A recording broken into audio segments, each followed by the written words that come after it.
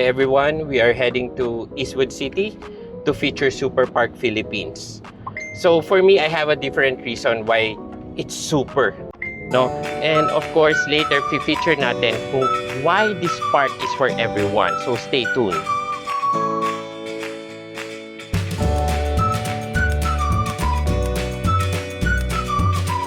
Alright, welcome everyone. Nandito tayo ngayon kasama ang manager ng Super Park Eastwood City.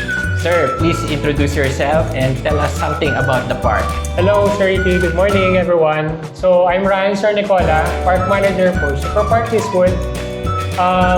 Just a brief background lang dun sa kung saan nag-originate sa Super Park. So, Super Park originated from Finland since 2012. The first expansion happened in 2017. So we are now at 27 parks all over the world. So 2 in the Philippines, 1 here in Eastwood, and 1 in McKinley. So from different countries, meron na tayo in siyempre, Finland and Australia, Middle East, Singapore, Malaysia, and Indonesia. So Super Park promotes play and movement-based activities. So no games here are that you will be sit down lang. So all players have to move in order to play the game. Siguro medyo nasagot niyo na, sir, yung next kong question, no? Kasi ang daming parks dito sa Metro Manila, no? Pero ano yung kakaiba dito sa Super Park? Paano siyang naiba sa ibang typical indoor playground? Yeah. Okay. Super Parks created out of intention of a father to really engage and play with his daughter. So we made sure that all activities here can be played by all ages. Super Park is also unique in bringing Finnish culture. In our parks, like yung play-based learning in our chose activities. So definitely, Super Park, they learn yung mga yung Finnish culture, then they adapted into the Philippines. Okay. So lahat ng games dito, hindi ka magiging like yung sinabi ko kanina, hindi ka magiging stagnant. Kasi yun nga, one of our slogan is you are made to move. I think it is also safe to say that this park was invented out of love. Yes, Kasi correct. from father to daughter. And personally, na-experience ko kanina yon, unintentionally, habang nagsushoot, hinila ako ng daughter ko. Ganun din, laro daw kami. So wala nga akong magawa dito. Pinagpawisan ako kagad. Alam mo yun, before the interview na to. So I am assuming na this is for all ages, kung Yes. father and daughter. Tama ba? Yes, sir. So Super Park caters for all ages. So we'll be seeing yung variety of guests, age, like yung range by day to day. So we are also popular destination for birthday also. So in young adults and yung mga corporate teams, they do here yung mga team bonding and then team buildings. So pwede namin, kunyari sa mga corporate, di ba nag-aanap ng team building eh? Yes. So pwede dito, malapit Pwede lang, siya. Eastwood. Pwede. So kahit matatanda, pasok naman kasha at Pasok po. mag-enjoy naman. Okay. So sir, dito sa Unbreakable Nation, of course, ang advocacy natin, people with special needs, no? So can you share us, have you encountered families with children na nasa spectrum dito sa park nyo? Okay. So, yes, sir. We have some regular families with neurodivergent children. In Super Park, we welcome everyone, regardless of their health and fitness level. So, that is a part of our effort for everyone. Thank you. So, how do you guys accommodate yung children with different sensory or behavioral needs? Okay, we welcome and accommodate everyone, whether they are neurodivergent individuals or neurotypical guests. So we do not discriminate, of course, and we are committed to create a safe, inclusive, and enjoyable environment for all. Sir, maganda yung sinabi nyo we do not discriminate, no? So guys, actually, one reason this channel was made is because of a discrimination incident concerning my son. Pero again, that's for another episode, no? sige, let's just say that you guys, tulad na sabi mo, and na-feel ko naman na you guys are accommodating everyone, pero how do you train or assist children na experiencing probably overstimulation or sensory sensitivities?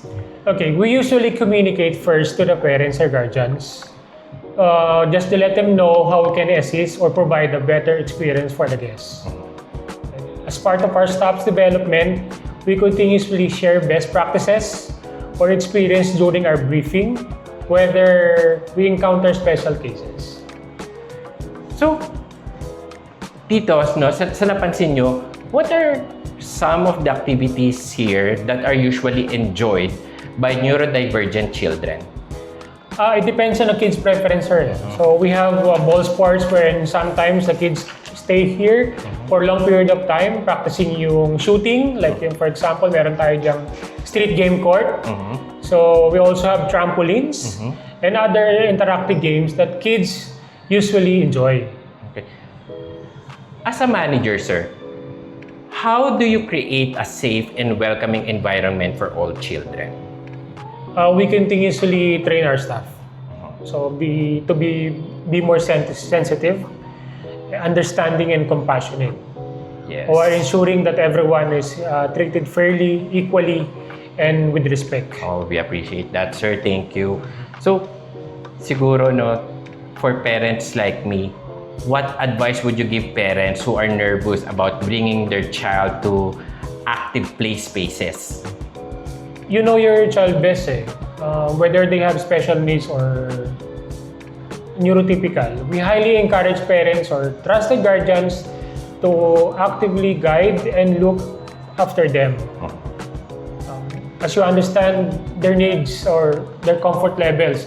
So typically, kayo talaga yung mayroong mas kabisado, no, sa behavior ng mga bata na kasama nyo. Siguro, sir, masasabi ko dito, no, and to all our viewers, co-parents, Super Park is an awesome, friendly place, no? Pero this is not a daycare. This is not a daycare. Baka naman punta kayo dito, iwan yung anak nyo dahil kaya nila. No. Bilang parents, of course, we are still responsible for their safety. Diba? So even naman for our neurotypical kids, diba? We also take care of them. The only difference is here, they won't feel discriminated. Here, they will be welcome. Here, you will not be judged. Yun ang maganda dito sa Super Park.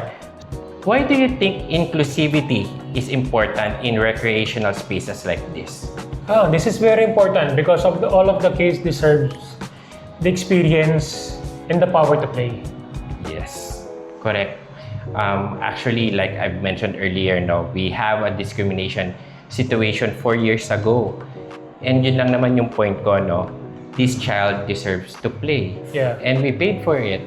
Diba? Parang ipagkakait mo ba maglaro ang bata? Diba? So, what do you think, sir, no? Yung mga small actions that businesses can do to become more autism-friendly? Ensure that all the staffs have proper training and when choosing your activities and planning of the park. Always make sure that we have an inclusive activity. Doesn't necessarily to have it all accessible to them, but at least we have a space for them. Okay. So, what would you like the public to understand about families raising children with special needs? That's similar to everyone.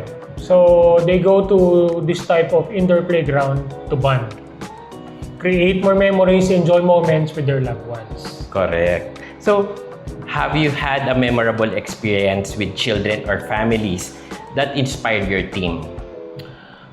Seeing a regular customer and showing that they are so comfortable with our park, they feel safe. I think that's very inspiring to us.